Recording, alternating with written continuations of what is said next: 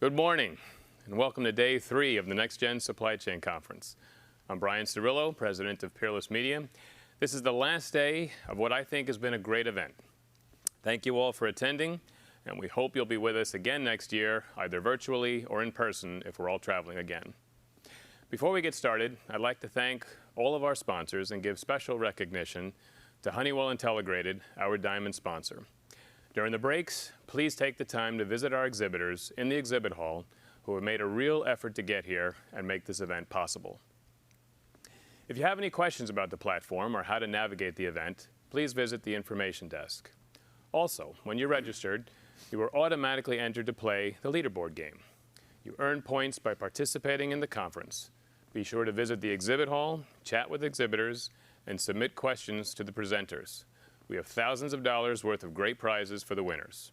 And like we've been saying all week, you can't win if you don't play. Today we're going to highlight the supply chain of the future. That will include presentations on how the manager's role is changing, how robotics are changing the supply chain, and a look at the evolving world of e-commerce fulfillment. So stick with us, because we're going to put a lot on your plate today. Thank you, Brian. Good morning. My name is Bob Treblecock, and I'm the Editorial Director of Supply Chain Management Review. I, too, want to thank everyone for having attended these last 3 days. Please keep an eye out in the near future for a survey where you can tell us what we did well and what you'd like to see next year. We look forward to your input. Brian just gave you today's highlights, so why don't we get right to today's keynote speaker. Now, our first two keynotes focused on how technology is enabling operations. But as a former chief procurement officer once pointed out to me, supply chain management begins with supply management. Ninian Wilson, this morning's keynote speaker, understands that better than most. Ninian is Vodafone's global supply chain director and CEO of Vodafone Procurement Company, where he oversees an annual spend of about 20 billion euros. He is also in the midst of a digital transformation that began in procurement, where he is putting next-gen technologies to work. Ninian, welcome, and let's get started. Pioneers do what no one has ever done before. They achieve the unachievable by pushing the boundaries of what is feasible. The pioneering spirit is in our DNA. It drives us personally and as a company.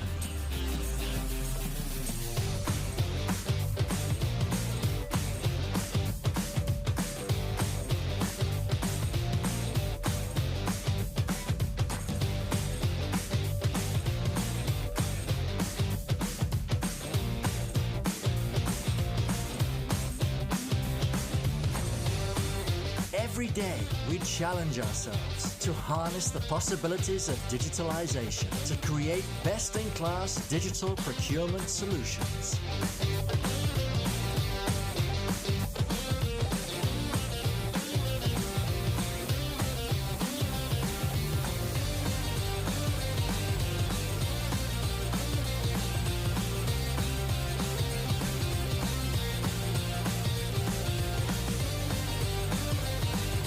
VPC was founded in 2008 to centralize spend across our markets. Today, we oversee a spend of over 25 billion euros, selling procurement services to customers worldwide. The full supply chain management function represents over 1,000 employees with hands-on experience in networks, IT, commercial services, and devices procurement, all working collaboratively with the business to create the future. We leverage scale, expertise, and innovation across our operating companies and deliver best-in-class services to customers worldwide. VPC. We create the future of procurement.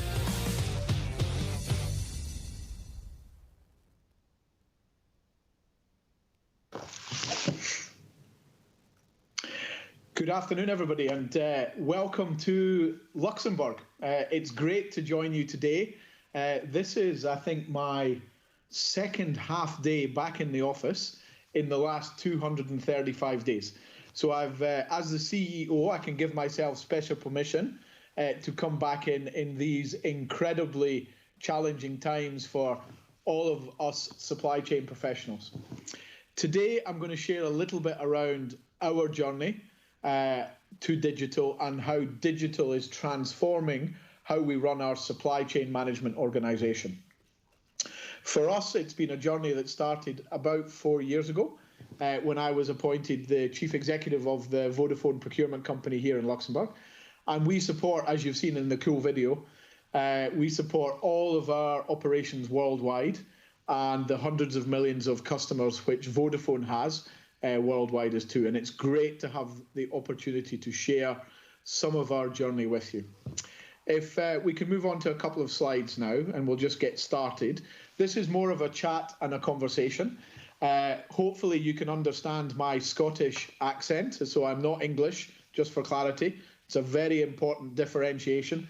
It would be like calling an American a Canadian or a Canadian an American, right? It sort of doesn't fly.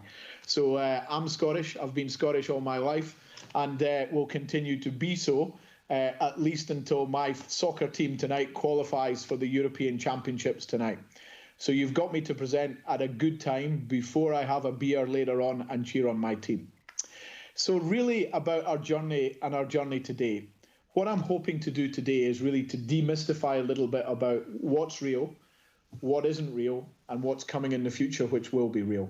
And we'll do that by having a little bit of a look back as to where we were as a procurement supply chain management organization. We'll talk a little bit about where we are today, and we'll talk a little bit about where we are tomorrow.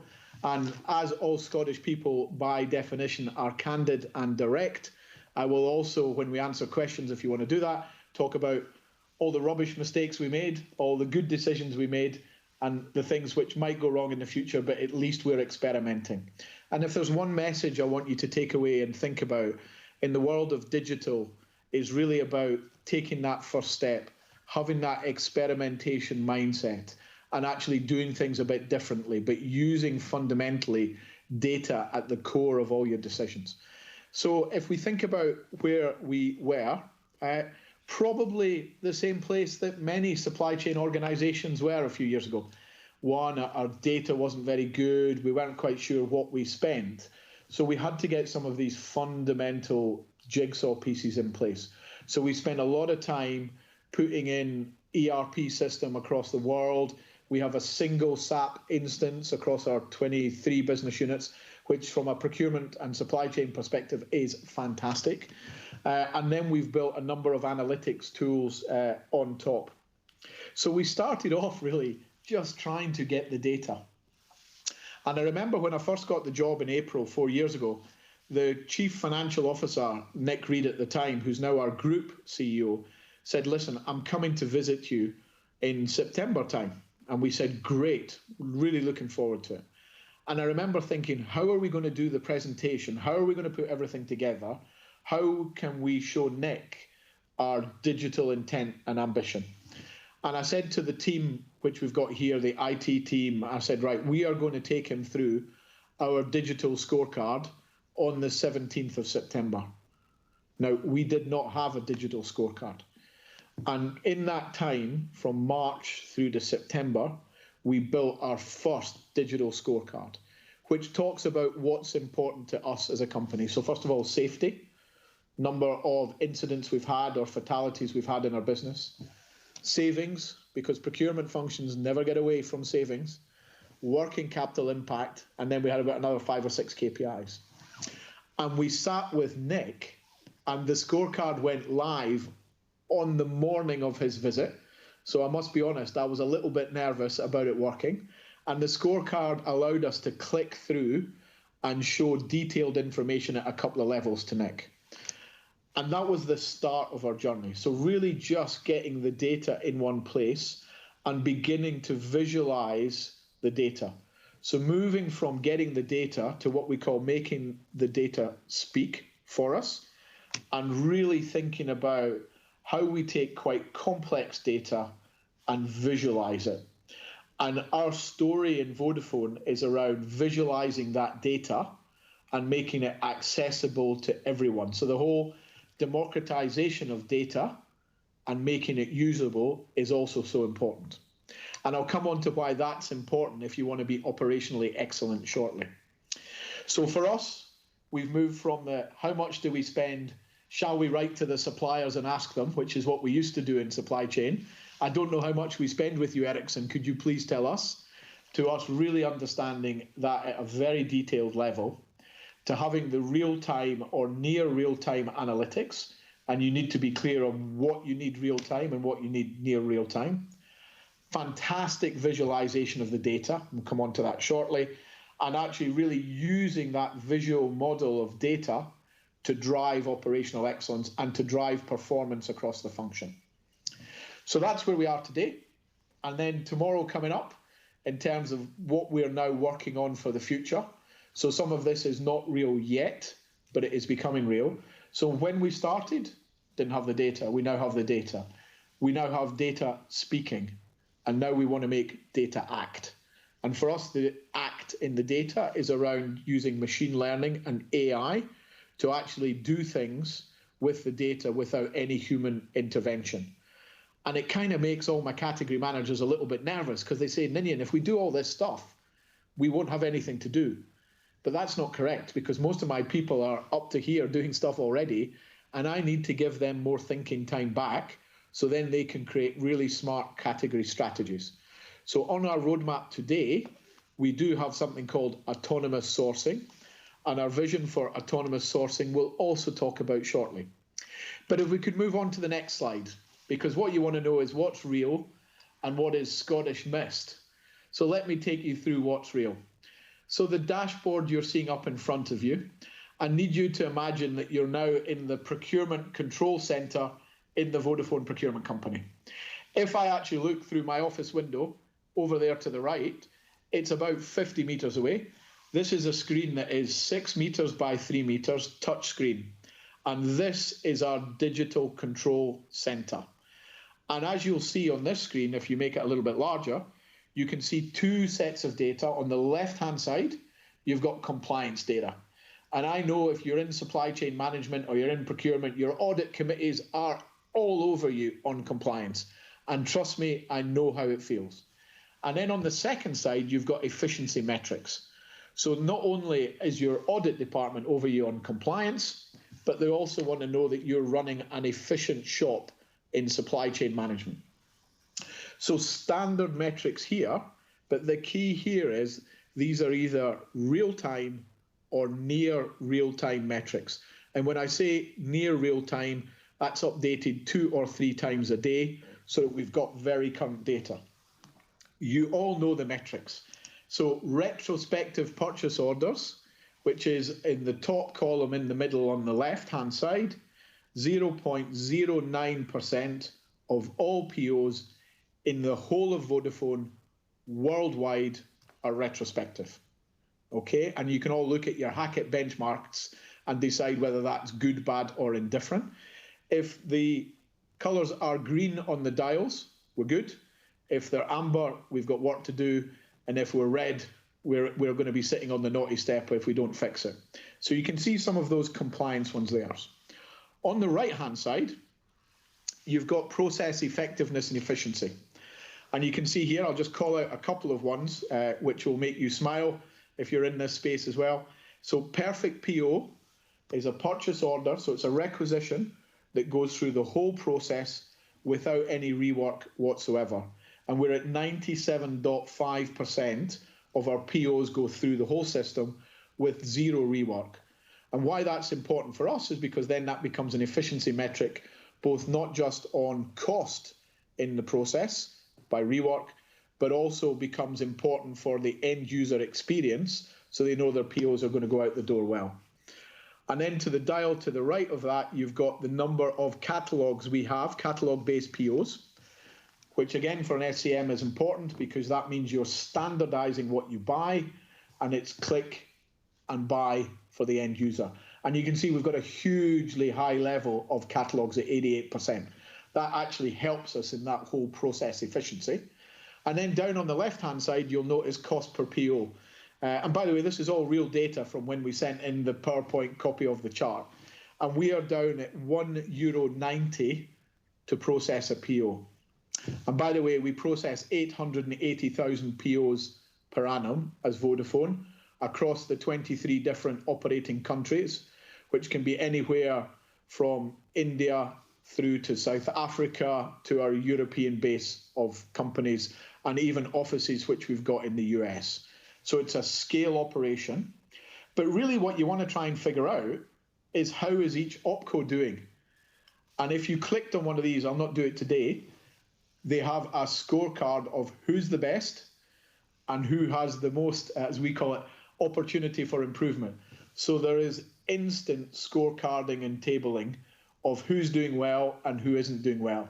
So it's like Scotland being top of the league tonight.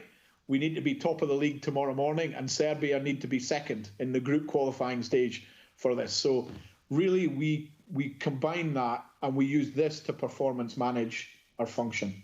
And by the way, everybody in supply chain has access to exactly the same data. And that's important because there is one version of the truth. There is one set of KPIs to talk about, and we don't get to where we were 3 years ago before we implemented all this, when you'd spend 3 weeks collecting the data. You all know the story.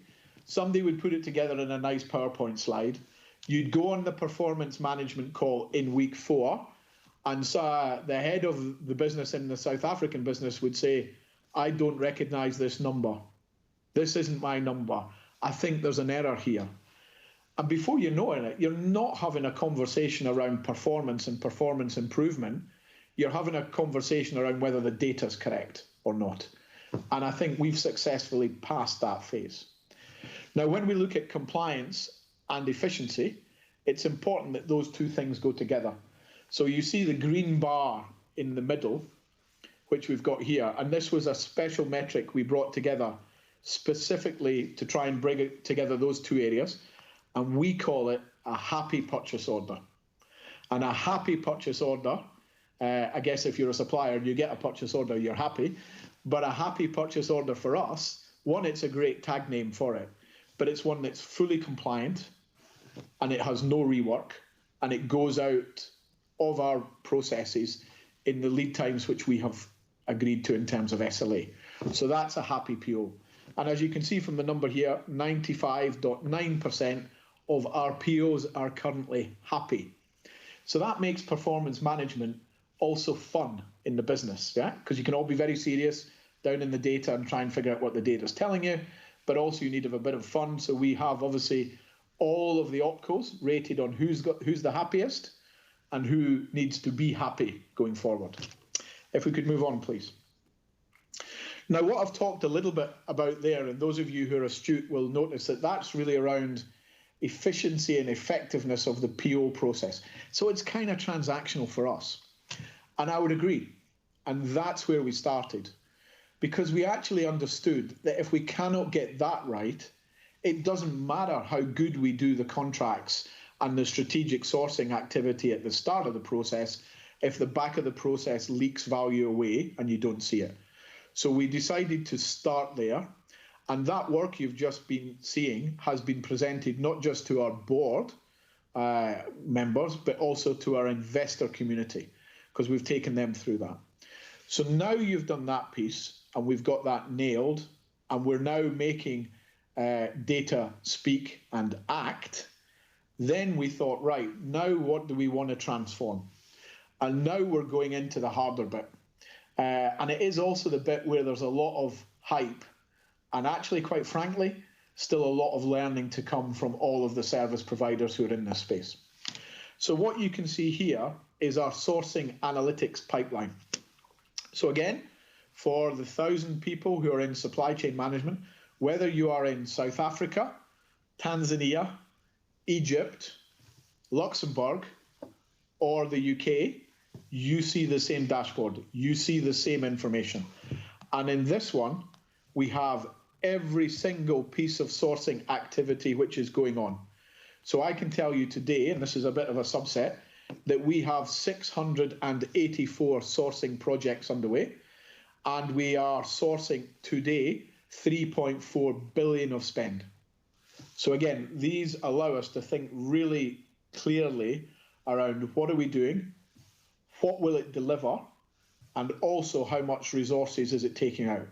With this action as well, we crack the age-old problem of procurement makes all these savings, I don't see them in the P&L. We map this process through from savings project through to what benefits have been delivered, how they are signed off electronically, and then we map them either to balance sheet improvement, P&L improvement, or gap closure, and everything fully digitized with the right levels of sign-off in the business. And this helps us really think about how do we begin to manage our strategic sourcing personnel in a more agile way. And for those of you who are thinking about how you run category management, etc., quite a big change coming and a move to more agile teams. So almost the way a consultancy or a legal firm would have agile teams working on different projects to get results more quickly in this changed world. But without the data and the analysis, it's very difficult to think about how you employ those operations. So still a journey we're on there, not complete, but the basic infrastructure all in place. Now, what does that really mean? Because if we move on to the next slide, because really business is always results driven. So if you think of key metrics and lift it up a level, procurement is faster. We're about 40% faster than we were before. And in a world that can change from the first COVID case in Luxembourg to lockdown in under 3 weeks, then you got to be fast. I think there's only one true real differentiator in business, and I think it's speed. Yeah, because you all have the same tools, you all have the same capability, you all have good people. So the question for me is, how do you create velocity? And velocity for us could create competitive advantage. The second thing is we all just need to be efficient. You know, that I shouldn't say that. That performance review I have with my boss, who's the group CFO, when she says, Ninian, I need you to be more efficient. We get it. So we will use technology to help us be more efficient. And we are, by the way, 34% more efficient than we were 3 years ago, which again is tremendous efficiency gain in a supply chain organization where you're always under pressure. Savings have gone up 1%, and you'd be sitting going, 1%, Ninian, that's completely rubbish. You've only achieved 100 basis points. But as I'll say to everybody, when you achieve 100 basis points improvement on a big number, it's a big number. And that's an annual savings improvement. So I think the guys introduced it 20 billion. We've got another 5 billion of spend on these things, which we buy, the terminals and devices. So 1% on that, it's kind of not too shabby at 250 million euros of improvement. And what that allows us to do is to make the case for further digital investment. So we invest today about 8 million euros per annum in our digital infrastructure, and that budget is held by my company here, and that helps us think about where we want to invest and what we want to invest on. And that transaction cost I've got at €1.90 per transaction, which I can't do the math to get it into dollars. I'm sure someone's faster than me on that. It's probably $2.10, $2.15 per transaction. We have an aspiration to get that down to $1, right? And that includes all my license costs from SAP, all my people, process, tools, etc. So we want to get down to I'll say $1. It's even higher target for the guys, €1. And what that allows me to do is take that money and reinvest it in strategic sourcing projects. All that you have seen there so far is real. So there's no mumbo jumbo. There's no pretend. I don't have a pitch to you. I'm not trying to sell you software. So that is all real and in place. And we've got great partners who are supporting us. We have fantastic support from SAP, and I must say they've been tremendous. Celonis, that is our visualization tool that sits on top of all of these terabits of data that we're analyzing. And then we have some other specific tools on digital contract management, digital signage of contracts, etc. It's kind of interesting. But part of this is, where are you going? And if we move on to the next slide, we're going to share a little bit about where we're going. This is a proof of concept we're currently building. And we think it is the way that procurement is going for some categories. Maybe not everything, but for some categories. And you'll hear many companies talking about autonomous procurement. And this, we believe, is the next transformation step on procurement. And I'm not going to refer to the slide. I'm just going to chat you through what I think is going to happen. And you can say, Ninian, I don't believe you. It's not going to happen. We will have this capability POC by the end of March. The question I asked my team, I said, listen, some of the things we buy are pretty standard. And they said, yes. And some of the tools out there can already do some level of market analysis for you. I said, yeah. And we run almost automated tenders where the scoring criteria is pretty much fixed. They said, yeah. And then we take the winner and we put it into a catalogue, and then people are allowed to buy. And they said, yeah. I said, why can't we just automate that whole process? From the data collection around the market and the suppliers in the market, so we can do that, to deciding, which would be really smart tech, deciding when the best time to go to market is. That's really smart if you think about it. We don't always think about that in supply chain. We think, contract's coming to an end, we go to market. But when is the right time to go to market? Run the tender process that has got a standard scoring sheet, in it. Information is populated in. System, tools, whatever you want to call it, the robot makes a decision, takes the data, populates the catalogue, makes it available. Why does we have to have human intervention? Well, the reason you have human intervention is the smartness is how you set up the logarithms, etc., that help make the decision for that category. So you still need smart people, but the role changes in the future as we become more autonomous. And there's some great companies out there already. We've done some great work with Globality, where they're thinking about exactly that model and how it becomes more autonomous. And then because it's autonomous, it's quicker.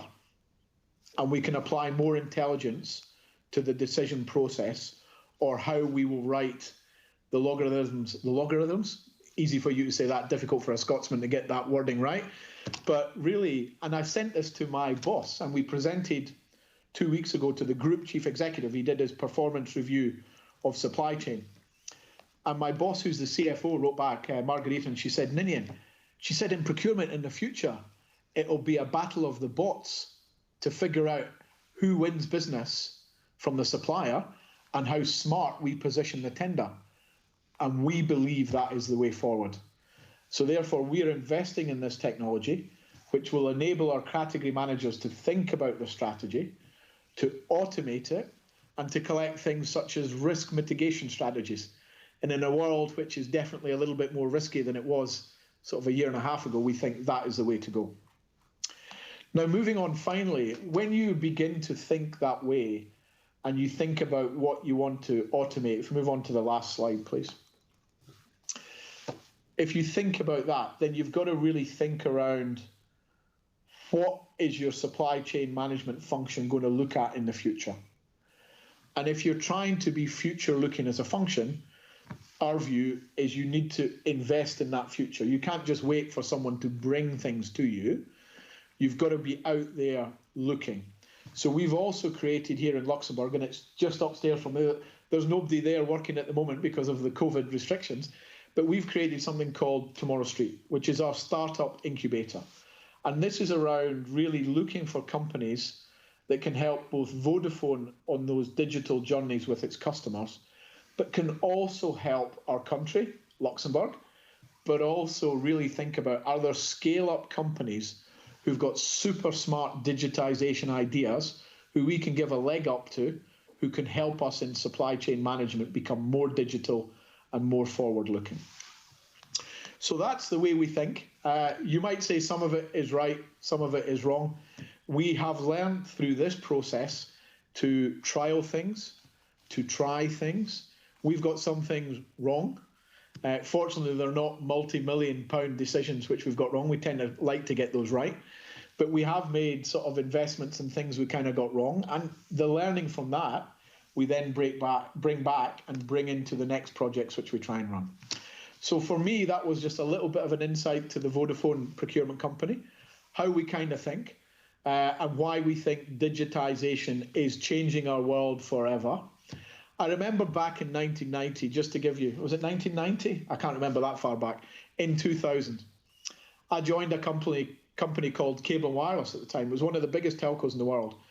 And I remember going to a conference and saying, are you on the bus or are you watching the bus move out? If you're a supply chain professional, get on the bus. That's the first step. If you're on the bus, you can then ask the bus driver to turn left or right at the next junction, right? So get on the bus. This is a fantastic opportunity to elevate the function, to provide real commercial differentiation to the business. And also, if you're a procurement person, it actually helps you get a little bit of money off the CEO to invest in this digital journey. So all of these things add together. But with that, I'll sort of hand back to the team. And if there was, I don't know if there's a time for questions or anything you'd like me to answer. And we do actually have some time for questions, and we've got a bunch of questions here from the attendees. But I wanted to start with one that you touched on. On one of the slides, you talked about the savings, where are the savings, and so we can now visualize what goes to the P&L. I think I have this right. What goes to the balance sheet and what is GAAP? And you know, whenever you talk to chief procurement officers, one of the big complaints is always, well, the CFO doesn't believe it, right? We said we saved them money, and they're like, you know. And there's always that tension. So I wondered, how did you sell this to the CFO, or how do you describe how you've developed this relationship with the CFO? Yeah, well, it's a good relationship because she's my boss, which kind of helps, right? So, so I just put you on the spot. Yeah, no problem. Actually, just in case Margarita is like dialing in, she's a great boss. Yeah. So, first of all, the measurement process for procurement savings doesn't belong to me. Okay. It's not my measurement process. It belongs to finance. It's owned by finance. It's run by finance. It's signed off by finance. So I would completely agree with you. About 8-9 years ago, we were continually getting into this discussion around these are all mumbo-jumbo savings. They're not real. Yeah. So we developed what we call a little book, and it was a book, and we called it the Red Book of Savings because it needs to be on brand. Vodafone is a red brand, so we called it the Red Book of Savings. And we inputted to it, but that whole process is run by the CFO. And all the CFOs around the group get to review that savings process on a regular basis, and they own it. And anything we deliver through the tools, the team still sit down, to be fair. So there's a little bit of a sign-off process, and it's the controller in every business who signs off whether it's, 1, a real saving, 2, whether it's balance sheet impacting, or 3, P&L impacting. Now, in reality, what happens, and I know this and you know this as well, when businesses are under pressure, everybody says, yeah, that was already in my business plan, thank you very much. So we have gap closure. The businesses are all saying, oh yeah, that was in my business plan already, so there's no incremental benefit. But it's not my job to be the policeman. That's the financial controller's job. My job is to make the data transparent, which is exactly what we've done. And by the way, all the CFOs and all the controllers also have access to all the tools. They can see all the spend. They can see the savings programs, and then they sign them off. So I think it adds a level of rigor to that savings sign-off. Yeah, is it perfect? It's probably not perfect, but I have never been questioned at a board meeting or an ExCo level now on the savings process, because I say when I go into the meeting and present, and they say, Ninian, can you talk about the savings? I go, Margarita, this is your process. Do you want to talk about the savings? In your experience, is that a unique relationship between finance and supply chain? I think it depends where supply chain reports, and depends the type of procurement you're doing. So I think in large manufacturing businesses, supply chain probably reports into the chief operating officer or the head of manufacturing. You guys will know this better than me. In a telco, it tends to report to the CFO. but that relationship has continued through 3 different CFOs, and they feel they own that sign-off process. So I think the relationship has been tremendously strong with all 3 CFOs we've had in Vodafone. So is it unique? I don't think it's unique, but I think when you go into a meeting with a CFO and you can show facts, data, and analysis, then you're in a good space. And by the way, when we do the performance review, we have banned PowerPoint. You've seen it today for this presentation. We don't allow PowerPoint. They've got to use the tools. So when I do my review with Margarita, I use the tool. When I do the review with my direct reports, I use the tool. When they do their review with their direct reports, they use the tooling. So therefore, you've got from top to bottom the same use of technology. And no PowerPoint. It's fantastic. No PowerPoint is brilliant. PowerPoint allows you to make excuses as to why you've not delivered your number. The hard thing with a digital scorecard is you put it up on the screen to my boss, Margarita, and she says, Ninian, can we have a look at the red one? Or can we have a look at the green one? Which means you cannot you can't sit and do the Star Wars thing, which says, these aren't the droids you're looking at, please look over here, because all of your data is completely naked. Everything is naked. So you've got to really know all of the data. So I guess for me and the team, it makes it a little bit harder, but the truth will always out at the end of the day. Thank you. I'm going to go to some of the attendee questions now, and many of them are real sort of nuts and bolts in terms of how you did it. So sure.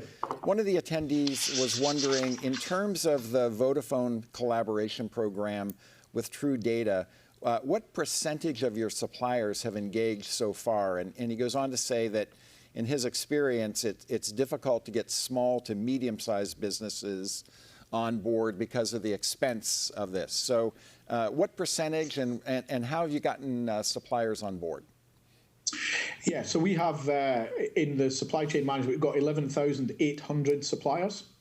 And as you'd expect, we have the whole range. We have everybody from huge companies such as Google, who we partner with, Microsoft, Cisco, Ericsson, Nokia. And we got right down to the mom and pop shops. Now, we can onboard a new supplier with all the appropriate checks. And we're a US listed company, so we've got to do all the sanctions control checks, which you would expect us to do. We can do that in 4 days. And we've done a huge amount of automation.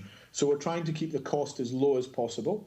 And then remember, in some of the countries we work in, digitization isn't always apparent. If you're working with the company that does T-shirts for us and works in Soweto in South Africa, so we've helped them digitize. So with the small to medium-sized companies, we're taking the position that we will help them digitize and we will help them become more digital. So I would say generally, you don't want to say it's 100% because I think that would be an arrogant thing to say, but we've had really good engagement. The most difficult companies, I won't name them, but some of the most difficult companies to deal with are the ones you'd expect to be digital, who've got these fantastic digital products in large tech, and they send paper bloody contracts to sign. And I go, how did this happen? You can't accept a digital contract. No, we don't do that yet. So even though their digital products are immense, their back-end systems aren't quite as good as sometimes portrayed. So the final thing we're doing is we're actually working with Bob Murphy and the crew at IBM. And Bob came up with this idea called Trust Your Supplier last year, which is a blockchain solution. And we're joining that as a founder member with Bob because we think that also lowers the cost of small companies engaging with large companies. There's a number of large companies in that. And that's a blockchain solution where the big pain for little companies is having to do all this information to Vodafone and then to IBM and then to Cisco and then to someone else. So now they can do that once. It takes the cost of engagement down and will allow us access to a greater supply base. So that's how we're trying to figure on that with Bob. Those of you who've met Bob will also know that Bob is Scottish. So there is a theme of chief procurement officers being Scottish. Well, at least 2 of us anyway. So, thank you for that. To attendees, Ninian just mentioned the IBM Trust Your Supplier. If you weren't around yesterday, watch Bobby Bernard. He's the supply chain leader from Lenovo, who was yesterday's keynote. a big part of his presentation was how they're participating in the Trust Your Supplier program that Ninian just talked about. So you can learn a little bit more about that if you're interested by watching Bobby Bernard's presentation. I've got another question here. Ninian, when I first read it, I thought the guy's name was Scott because it says greetings from another Scott, and it just dawned on me that it was another individual who was Scottish. So one of the things he says is that he loved when you talked about that, taking the first step mindset. This is a question we got from other areas like robotics and things. Talk a little bit about how you began or identified the one or two places to begin. I remember talking to you about the story of, an exec is coming and so you put this in, but how do you identify the one or two places to begin, and then how do you determine milestones to measure your success of those? Yeah, it's a great question, and I always think a number of companies try and do, I'll try to think in American terms, they try and do the Hail Mary pass as their first learning on digital. Don't do that. Don't go for the Hail Mary pass, because for me, you've got to start small, get some successes, which builds confidence in your team. Once you get a bit of confidence and your team get to know the technology solutions better, it almost becomes self-fulfilling, and they get more and more confident and they build, and then you can exponentially scale what you do. And I think we've seen that from our digital team running the Celonis tool, which sits on top of SAP, as I've said. And every time we do a query, it's querying 20 terabits of data, so the data's huge.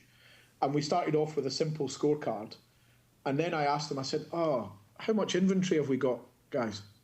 And they went, okay. And they built something in 2 weeks and came back. And then I think what you've got to do, fellow Scott, is you've got to really say, well done, that's great, love it. What's the next thing you can do in the next 2 weeks? So very short-term sprints to get a deliverable. And the reason short-term sprints, in my view, are the way to go is because your risk is low if something goes wrong and it doesn't work, because you can scrap it. So even, this isn't a 3-year, 30 million project to get to where we've done it in short sprints. And I was visiting a great company down in Dallas, who are a large telecommunications company, if you know who they are, and beginning with A and ending in T, with another T in the middle. and they said to me, Ninian, when we're rolling out new technology, we really think carefully around the blast zone.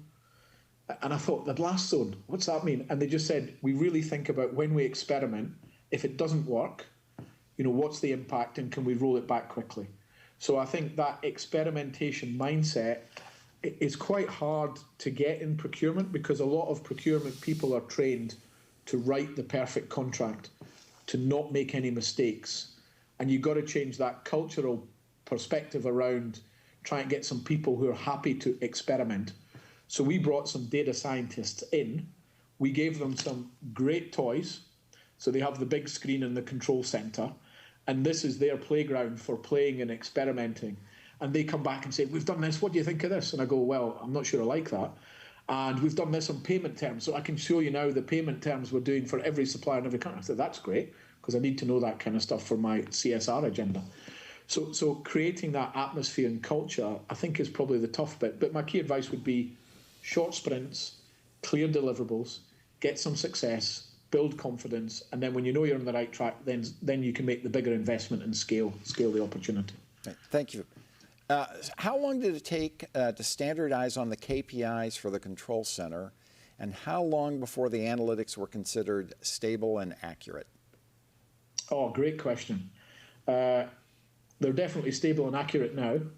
I would say the control center was kind of iterative, and part of the control center was I got a really bad audit on retrospective purchase orders. Procurement wants not to have that. And I said, let's have this KPI. So we actually started on the compliance side. And then I just asked, how much does it cost to do our POs? They said, I think it's €3 something. So then we moved into the efficiency. So I would say for that, to get to where it is, probably took 18 months of iterative work over time. And now we're stable. And now, because we've got that, it's really interesting. the fundamental issue, it continues for most procurement departments, and we still have it too, is the categorization of spend and getting real clarity on what you spend. Now, it helps us tremendously, the level of catalogues we've created. But we're now moving, we started off where the machine would highlight anomalies to us and say, Jeff and Teresa have raised these 2 separate POs on IBM, and it is for window cleaning category. We don't think IBM do window cleaning. Sorry, Bob, if you're on the call. Bob doesn't do window cleaning. Now, from the end of November in 2 weeks, using machine learning, we're getting that to autocorrect the classification. So when you get this in and you have a digital mindset, you can actually get the data to start scrubbing itself. So that becomes an improvement process in itself. So when we started, how good was our data? Our data was exactly the same as everybody else's, which is bordering okay to a bit rubbish. And now I'd say we've probably got about 85% data accuracy. And when we put in these robots end of this month to do this autonomous updates on the data, I think we'll get up to 90% plus data accuracy. And I'd be kind of happy with that. 95 would be good. And then there's a marginal increase as whether I go for it. So I think that's what I would say on answer that question. I have a lot of great questions here, but I think I'm only going to have time for one more. And this one's kind of an interesting one. It's a little different from the other things we've asked. So one of the attendees is wondering, how long did it take for the autonomous procurement that you're doing to be fully functional? And do you foresee it extracting the same value as procurement executives? Wow, great question. So I would say, just harking back, so we're working on autonomous, we're not there yet. We'll be there at the end of March. So then we'll be tell you whether it works or not. Will it extract the same value? Wow. That's the $1 million question, right? Yeah. Is the robot better than the human being? I would say the robots, I'll talk theoretically here, right? They'll be super rational. They'll be very rational in the decision making. Will they miss the emotional bit where the account manager comes in and says, this is putting food on the table, and the emotional cards we play in the negotiation that is, you need to help me. I need your help on this one. It's really important for me personally. I don't know. I don't know the answer to that question, but it's a great question. Can they do the human empathy? Does the human empathy get you an extra 0.25% in negotiation? I kind of feel it gets you something. But does the rational facts, data analysis get you more? Great question. The same question was asked, by the way. Remember when e-auctions came in? Yes. Reverse auctions? Right. Same question. But we all use them now, right, as part of the toolkit. But we still have that human interaction. So the next step for me is, it's like really interesting. I'm now fascinated by this question and how I'm going to bloody measure it, because I measure everything. So I will be speaking to my chief operation officer straight after this call saying, how are we going to measure this then? How are we going to measure if the machine's better? It will have access to more data, right? And it will be able to crunch more data more quickly. But will it make a better decision? Don't know. Don't know. Great. Ninian, thank you. First, I was just thrilled that we could get procurement and technology as part of this discussion. So I appreciate your taking the time to join us today and for being part of the conference. And to some of the other attendees, sorry I didn't get to all your questions. We had a lot of great ones here, but this was a wonderful discussion. Thank you. Thank you. Any questions you didn't get to answer? There's only one Ninian in Vodafone. And Ninian is a Scottish name. He was named after a saint, but don't worry, I'm not related. It's Ninian, N-I-N-I-A-N, Ninian.Wilson, W-I-L-S-O-N, at Vodafone.com. If we can share, if you want to send questions, feel free to send them in, and I'll try and answer as many as I can. It's no problem at all. And thank you for the opportunity. Really, really appreciate talking to you. It's a pity we couldn't do it in person, but as I say to everybody, hopefully this nasty little virus with the great companies we've got around the world working on the vaccines will be kind of gone next year, and we hopefully can all meet in person. So until then, please keep safe and be well. Great. Thank you so much. Ciao. Bye. Ciao. So now to our next session. In the summer of 2018, the Harvard Business Review published an article with a provocative title, The Death of Supply Chain Management. In fact, our next presenter is the guy who sent it to me. If you're like me, you may have wondered if it's too late to go to law school, or if you're my age, whether it's time to get fitted for the Walmart greeter vest. As I mentioned the other day, I've already been fitted for it. The point of the article, however, wasn't that we're all about to get put out to pasture. Rather, that the supply chain as we know it may be dead. Christy Montgomery, the innovation leader at Kenco, you heard her the other day, she touched on this in her presentation on Tuesday. Instead, really what the authors were calling for is a new breed of supply chain leader and a new supply chain design. One that puts the customer and not cost at the center, and one that is enabled by technology. Now, none of this comes as a surprise to my next guest. Steve Melnick is a professor at Michigan State. Again, he's the guy who forwarded me that article. Steve's been writing about these topics for the past 3 years in Supply Chain Management Review. And that's what we're going to talk about today. So Steve, welcome. Thank you very much. I'm so glad to have you. You and I have been having this dialogue on the phone, at conferences, and emails for some time. And as I said, Steve's done a series so far of, 6 or 7 articles, Steve, looking at various aspects of both the supply chain manager of the future, what that job's going to look like, what those skills are going to be, but then also the supply chain design of the future. And I found it a really fascinating topic. So let's get started with the supply chain manager of the future. If supply chain as we know it is dead or on life support, what's going to be the role of the supply chain manager of the future? And if supply chain as we know it is dead or on life support, I'm sorry, I already asked you that. What is that role going to be going forward? How's it going to change? What are the skills he or she is going to need? Okay, thank you very much, Bob, and thank you for inviting me to this conference. When I got that question, it reminded me of what Mark Twain said when he wrote back that the rumors of his death were premature. And in the sense that when we look at supply chain, that portion of the supply chain that's routine, that's operational, is going away. And as pointed out by the previous speaker, that portion is now being done by the technology. But what's really exciting is that the supply chain itself is changing. And it's changing because the outcomes we're pursuing are changing. And the outcomes we're pursuing require us to think differently about the supply chain. In the past, we focused on things like cost, lead time, delivery. Now we're looking at issues such as transparency, such as responsiveness, which the previous speaker talked about. We're looking at issues such as sustainability, such as risk management, and those require us to look more deeply into the supply chain. When I originally wrote the article about the skills of the supply chain manager, which was back in 2016, my gosh, has it been that long ago?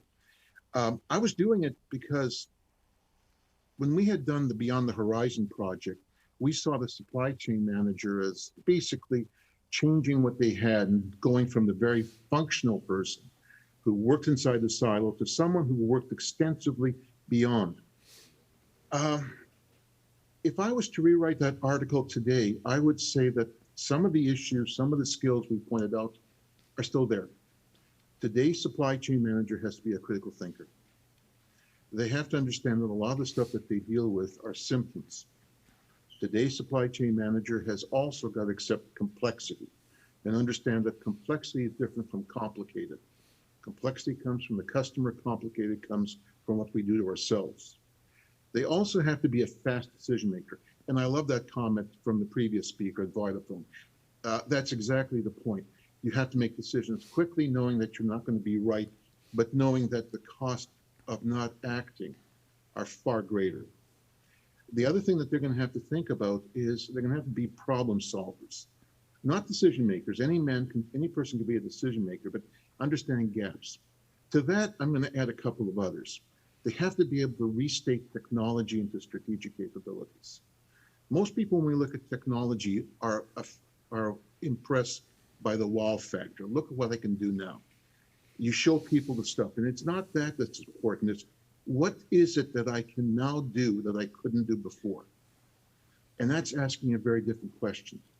The other thing you have to understand, just to make things clear, is if history teaches us one thing about technology, it's that technology goes through phases.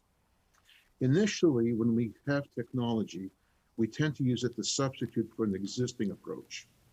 But as we learn about it, and as we start to cover the hidden capabilities, that's when we see the leaps in strategic gains. The other thing we're going to have to do that's changed is we now have to stop thinking and we have to start discarding our traditional view of supply chain management. Every time I see someone talk about supply chain, they draw the network. Fine. The reality is most managers only manage one up and they manage one down. They manage to their immediate customer, they manage to their immediate supplier. And one of the challenges that the new supply chain manager has to master is that he or she will have to manage all the tiers of the supply chain. Because we're starting to find that if you look at issues like sustainability, like security, like responsiveness, an inaction, a problem created by a lower tier can literally come up and bite you. So that in today's supply chain, it is a situation where what you don't know can really hurt you. So the answer to your question is it's going to be a very different type. It's going to be the same, but a bit more different. And the other thing that you're going to have to do, and I'm glad the other speaker talked about it, is we're going to have to understand that not all suppliers are equally important. So that we're going to have to realize that how we manage small to medium-sized suppliers, those suppliers which often have a capability, a skill that's critical, but yet are often very small, that they in fact are some of the weakest links we have in the supply chain. So you can start to see a change. Strategic, integrative, beyond the first tier, be willing to take chances, and recognize that the person is really someone who translates. This is what we can do, this is what we can't do, how does this affect strategy, and this is what strategy wants, how is it that we can impact extend it? How's that for an academic answer? Just what I would expect. One of the big shifts you believe is happening, in fact, I think the very first time you and I met in 2013, this was part of one of the components of your presentation that I heard, is identifying this shift from a cost-driven supply chain to a customer-driven supply chain. And how it calls for a whole different way of thinking and alignment in the supply chain. Tell us why that's important. Because, you know, after you and I first started talking about that 7 or 8 years ago, now I hear it from supply chain managers when I talk to them. Explain that shift. Okay. Well, let me give you a background to the shift because it's important. I was working with a company, doing some research with a company in central Michigan. And what they were doing is they were doing an industrial product. And they had changed how they interacted with their customer. Previously, they had gone through a situation where where the customer talked to marketing then talked to them. And they found out that that wasn't working. So they started working directly with the customer. And suddenly, their data points were saying to them that their customers saw them differently. Their customers saw them as being better. And so when I started to look at it, I started to, because of Michigan State, we work a lot with companies. I asked a simple question. I said, how many of our companies that recruit supply chain people really know who their key customer is? Now, by the way, there's a point. It's not that you're simply customer driven. You know who your key customer is, and you understand that, because not all customers are equally important. And what we found out is, in many cases, the supply chain people didn't know who their key customers were. What they were doing is satisfying them based on cost. The companies that started to understand that their customers were different and that they had to build their supply chains around them were starting to generate benefits, because what they were doing is they were talking directly with their customer. They understood what the problems their customers were seeing. They understood how what they were doing was either helping or harming them. And they didn't have to rely upon marketing, because if you relied on the old structure. The problem that you have with the old structure is, number one, it takes time. It takes time for the customer to talk to marketing. It takes time for marketing to talk to us. The second thing is, it's not pure information. Marketing is not going to tell you what the customer said directly. They're going to tell you their spin on what the customer is saying. So by having the customer being directly related, you start to look at everything that you do differently. And this is what I started to see. If you understand who your key customer is, you don't view your processes through the lens of cost. You start to view your processes through the lens of your customer. And if you want to see that in action right now, go to CNN.com. Yesterday, there was an article about McDonald's, one of the world's largest fast food companies. You know what they're focusing on? How long it takes to fill an order through drive-through. In the pandemic, when most customers are picking up their food through drive-through, they're finding out, McDonald's is finding out, that compared to Burger King and Wendy's, they're taking the most amount of time. What they're doing is they're looking at their processes, not through an efficiency perspective, but through a customer effectiveness perspective. And when you do that, you start to see things differently. Here, let me give you another example of that. Michigan State, we've developed our own approach of teaching process flow analysis. Most of the time when you see process flow analysis done, you see it done through the perspective of, you begin by documenting the starting point, you map it, etc. At Michigan State, we start by asking a quick key question. Who's our key customer? What outcome do they want the process to achieve? And how do we then capture those outcomes? When we've applied that with companies we've worked with, we have noted an amazing payback. We introduced that approach with one company here, that's a large company located, headquartered in Michigan. And what they did is they would have projects with their executives. After some 250 projects, the accountants came back to us and said, okay, let's see what you've gotten, because what they were expecting was a $50,000 payback and a 50% return on investment. They went back and guess what they found? Do you think that they met that objective? I'm asking you, Bob. Sure. Okay, how much do you think they beat it by? No idea. Ready for this? 633%. Oh. And it changed because I remember one manager who's from Great Britain saying he never thought about looking at the processes of supply chain through the eyes of the customer. And it changes how you do everything. Because ultimately, it forces you to understand, just like Sam Walton did many years ago, that the customer votes with their dollars and their feet. And if you've designed a process that doesn't meet them, they will go elsewhere to get that outcome. And so that becomes kind of critical. And by the way, as soon as we start to do that, we're going to start to see that becoming customer-driven is addressing only 1/2 of the supply chain equation. So related to that is the customer experience. And one of the things that you've talked about is the experiential supply chain, is sort of a new supply chain design. Can you explain first a little bit, what do you mean by that and what its implications are for supply chain managers? Well, typically when supply chain managers think about what they sell, they think about selling a product or a service.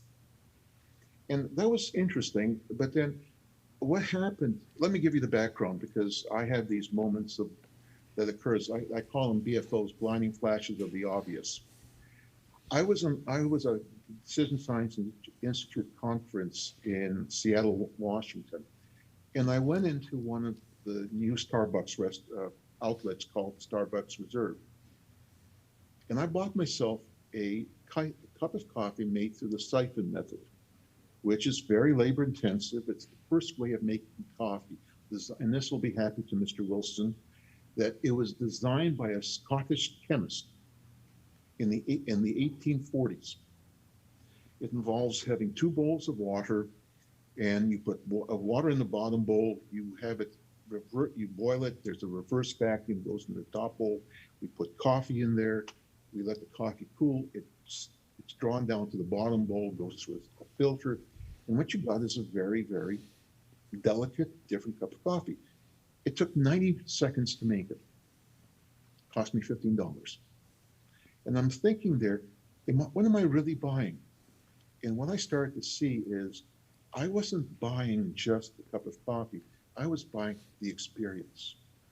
And I started to see that there's a lot of areas where companies are no longer selling the product, they're selling the experience.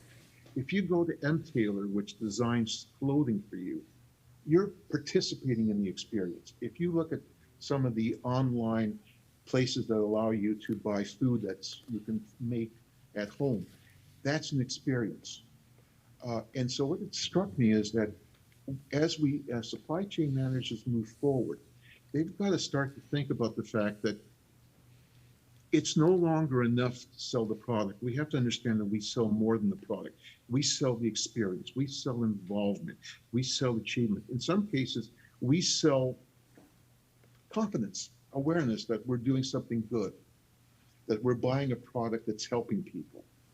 That Bomba socks, when you buy their socks, you're not simply buying socks, you're also helping put socks on people who are in homeless shelters.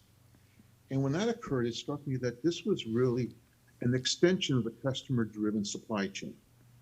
That it recognized that once you understand that it's the customer who drives the supply chain, then you've got to ask the question, what is it we sell this to the customer, and how can we use what we sell to be different from what others do?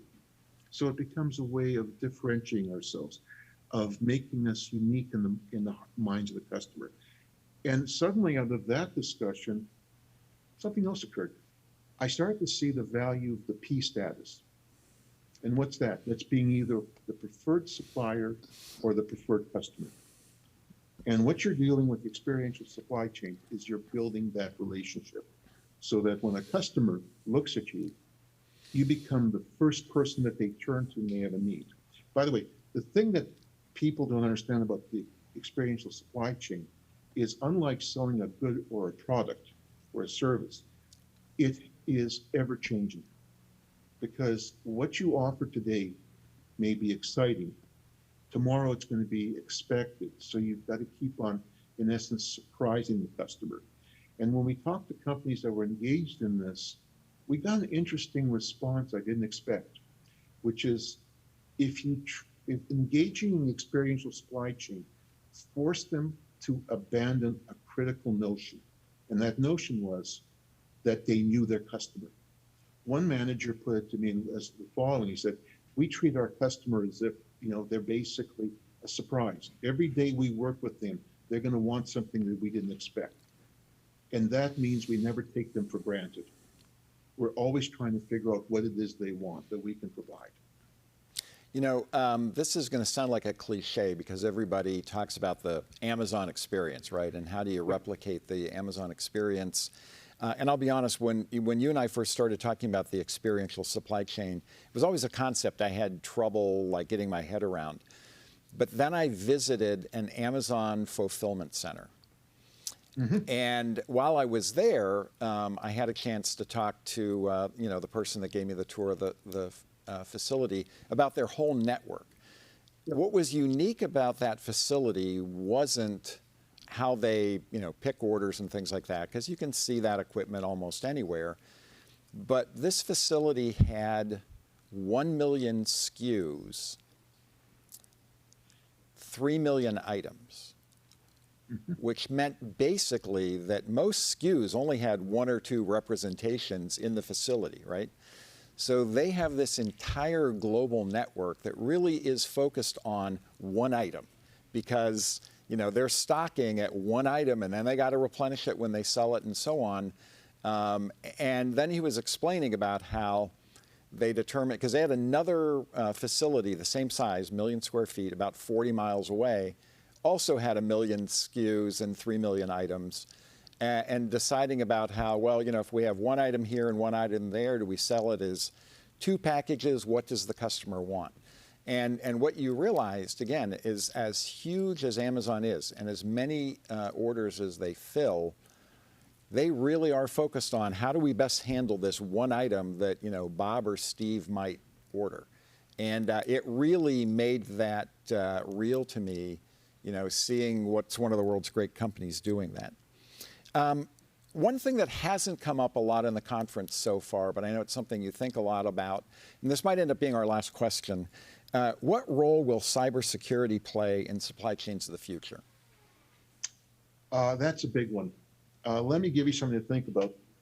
I don't know if your audience is aware of this, but if you have a chance, there's a document on the internet that I'm going to suggest everyone who's listening to this conference download. It's on the cyberspace solarium. The report just came out in March 2020. It's relatively new. If you want to know where the United States is going on cybersecurity, that's the report to read. It's one of the few bipartisan reports that has been produced. And over the major report's 151 pages, there are over 80 recommendations. Over half of those recommendations are supply chain. What's happening? As we move from competing on cost, on delivery, on quality, as we move to competing on higher value items like innovation, responsiveness, better service of the customer, as we start to look at the introduction of technology, as we look at Industry 4.0, we're going to start to become aware of the fact that, guess what, people? Digital assets become the critical issue. And digital assets are a major issue in the sense that, first of all, they're varied. You've got them in three buckets. You've got intellectual property, which involves innovation and also how we treat our customers, IT, which involves things like mass production schedules, and OT. And the real issue is those things are vulnerable. Now, the funny thing is, most companies, large companies, have really good systems for managing that.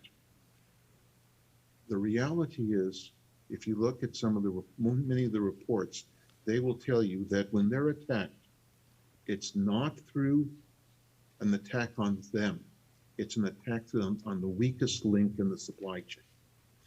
One thing we found in reviewing it, there was a review done in 2018 that was commissioned by the White House, and they made the statement, nearly all major attacks that take place in the cybersecurity space are going to take place through the supply chain, and it's going to take place through the weakest link of the supply chain, which is often at the second and third tier. So, first of all, why is it important? Let me give you a couple of good instances. Number one, a report done in 2019 by IBM and Primrose asked the following question. How long does it take from the time that you become aware of an attack until you've actually neutralized it? The answer from the time the attack takes place until you've neutralized it and returned back. In the United States, it's 276 days. It costs on average $7.6 million to deal with the impact of a cybersecurity attack. And here's the other thing. As we're going to start to see now, if you want to sell to the government, if you want to deal in the digital space, it's not enough to have a digital presence. You have to have systems in place to protect yourself, and that means cybersecurity.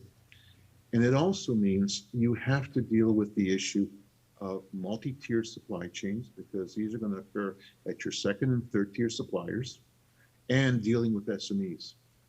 And here's something for you to think about. I'm going to share with you. We're right now putting a proposal into National Science Foundation to look at this problem. And the proposal we have, we think, is innovative. But what's interesting is most of the tools that we have in supply chain management for supplier development, which is where this falls in, only deal with the first tier. We have very little to deal with the second, the third, the fourth tiers.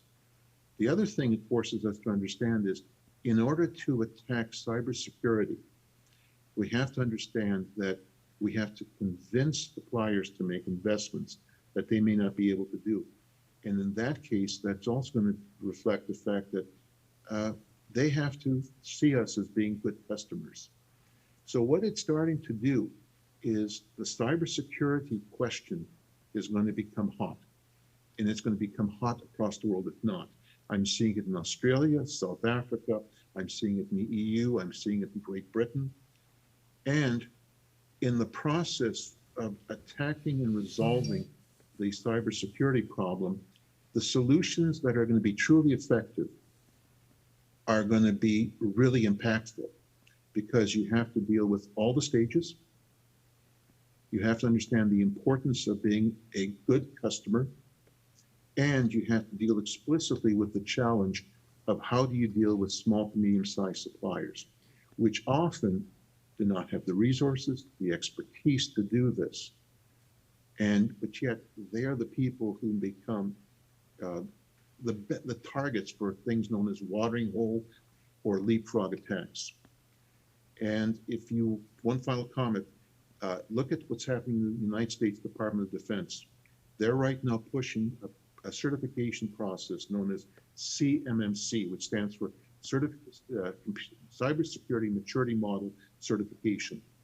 And that's going to become the standard increasingly of dealing with purchases. If you want to deal with the government of the United States, you're going to deal with that. And over time, we're going to start to see that standard will permeate industry, because frankly, it's got to. This is too important an issue. The issue right now is, how do we protect our digital assets, and how do we protect ourselves from things such as collateral damage? Final observation, how do we manage the cybersecurity responsiveness trade-off? On Friday of last week, we had a meeting of the Supply Chain Network of the National Defense Industry Association, and I'm on that committee. And the one solution that's being implemented right now is what's known as air gapping. What's air gapping? You take the equipment that's at risk and you break all of the connections with the internet so that there's no wireless. And if you listen to Mr. Wilson's presentation from Vitafilm in the previous session, that's like all that great capability is now compromised because the system can't interact.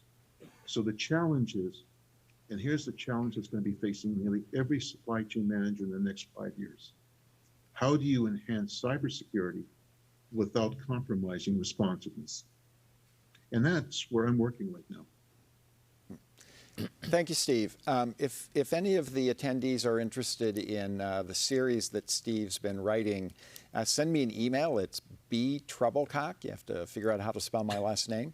At peerlessmedia.com. We've got 6 or 7 articles. There's another one in the works now, but I'd be happy to email you PDFs of the series. Steve, thanks for sharing with us today.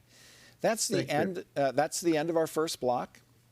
I want to thank Ninian Wilson and Steve Melnick for their presentations. We're going to take a little break. When we come back, we're going to start our robotics block, which will include a panel discussion moderated by Matt Wicks from Honeywell Intelligrated. Brian? Thanks, Bob. This has been a great start to the last day of the conference, and I'm looking forward to seeing what comes next. Before the break, we'd like to thank the sponsors of the NextGen Supply Chain Conference, particularly our diamond level sponsor, Honeywell Intelligrated, our platinum sponsor, the Association for Supply Chain Management, and our gold sponsor, Alemica. We'd also like to ask our attendees to take a walk through the exhibit hall before the next session.